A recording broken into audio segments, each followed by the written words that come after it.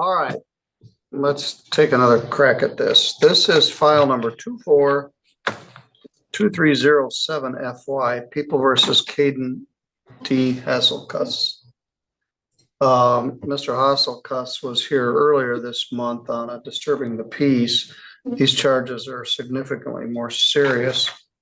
It's alleged that on or about December 20th in the city of Three Rivers, did carry or possess butane, an explosive or combustible substance with the intent to damage or destroy property without permission of the property owner, and did damage property belonging to Goodwill Industries. It's a felony punishable by up to 20 years imprisonment and a fine of up to $15,000. Your Honor, that was on December 29th. Oh, December 29th. Yes, I'm sorry. Count 2, did being a person 18 years of older possess methamphetamine within 1,000 feet of a school, which is a 20-year felony. I have not seen that charged this year, I don't think. Count 3, arson, preparation to burn. Did arrange, place, devise, or distribute an inflammable, combustible, or explosive material, liquid, substance, or device at or near Goodwill Industries with the intent to commit arson of property having a value of $20,000 or more.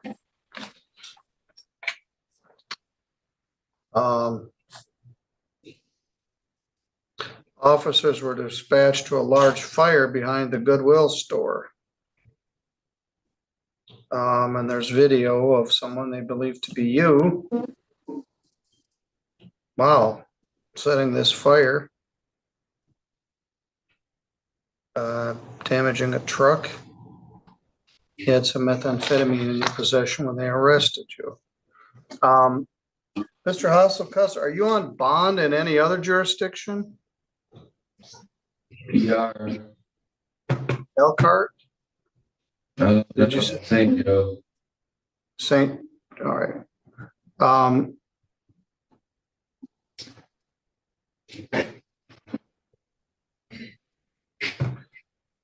Are you still homeless? Yeah.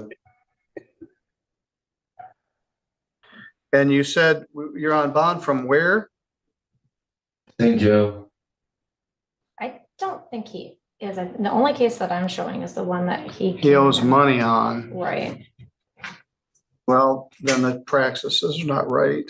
All right. Miss Deborah Davis, the soon-to-be prosecutor, is here. She wanted to give input on this. Miss Davis? Right, I've been in contact with Three Rivers Police Department, who have been investigating this issue, and they are very concerned about the safety of the community with this individual. Most recently, at the beginning of December, he was charged with using a baseball bat to hit the backside of a car of an individual. That was the case that he came in and ended up pleading to disturbing the peace. Didn't really have a great explanation for why he did that. I thought they were laughing at him or talking about him or something. Yes. And, I had some concerns about him at that point. So when this came in and we start looking at the details, this could have been extremely serious as far as but for the security company from one of the neighboring businesses having a good monitoring system, that an individual called in from Detroit directly to the fire department, and the fire department was able to get dispatched out there much more quickly than usual and get it under control. But the butane that he is alleged to have used and admitted to using and burning these pallets that were up next to the building, it creates a very dangerous situation for the community and for all the firefighters and personnel that need to be out there to take care of that. He didn't really have any qualms about telling the officers that he had done it, didn't really have a reason, which is concerning. And then the methamphetamine being at the soup kitchen where he was found within about 500 feet of Ruth Hoppen Elementary. And he didn't mention anything about having that. It was then found on his person when he was threatening to swallow it in the police car. I think he's got some pretty significant issues going on right now. And the fact that he is homeless, doesn't have anywhere to go, and this is the second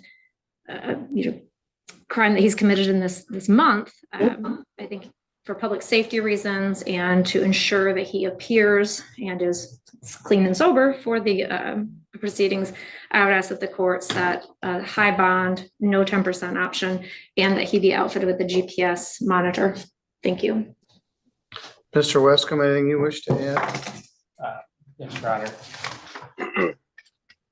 Given all the things that the prosecutor has mentioned about these charges, they are severe charges, and I would just like the court to consider the fact that the defendant here is homeless and has access to very limited amounts of resources, and to consider his lack of resources when setting bond. Thank you. Thank you. Mr. Hasselkuss, I dealt with you earlier this month, that incident where you broke the taillight out of that car with a bat because you thought people were laughing at you. Maybe they were, I don't know. But anyway, it was upsetting to you. And I could tell at that point that there were some mental health issues, but I didn't really delve into it. I just let you out of jail and gave you a fine and time to pay it. Maybe it needed more attention than that. This is scary and frightening and makes the hair on the back of my neck stand up.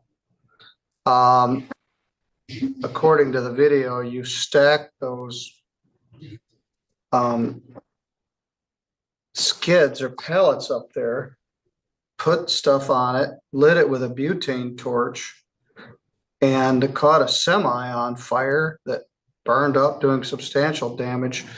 And only because of somebody else's security, that whole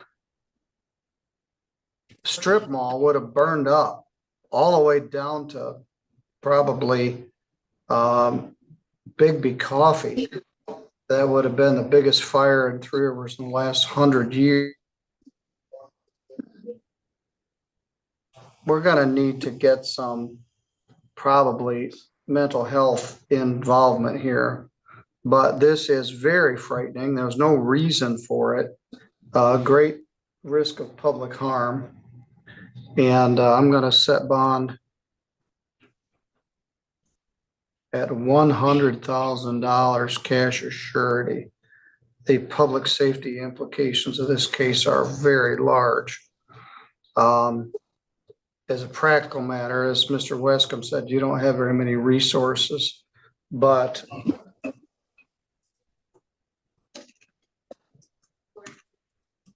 I asked you this when I saw you earlier this month. Where are your people? Where's your family? It's just me. Where do your parents live? All right.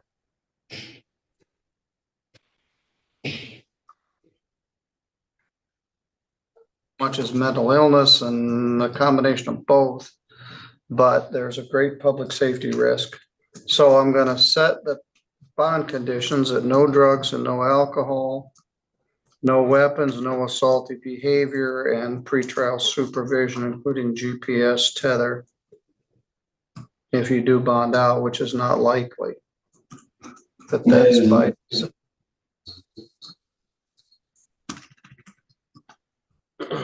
for your safety and the safety of the public right now, the best place for you to be is where you are. Perhaps there could be some other sort of mental health placement yet to be determined. Anyway, I'm going to appoint an attorney. I'm going to set pre-exam conference for January 14th, 2025 at 8:30 a.m. That's your next court date. And if we do need a preliminary examination, you essentially admitted everything to the officers. It's probably under the category of something that will seem like a good idea at the time, but as we're talking right now, you probably don't even really know why you did this. But we'll try to get to the bottom of it. All right, your next court date is January 14th. We'll appoint an attorney, they'll come out and see you at the jail. Hopefully, maybe after a day or two of for sobriety, you'll be in a little better communication. All right, good luck, sir. Yeah.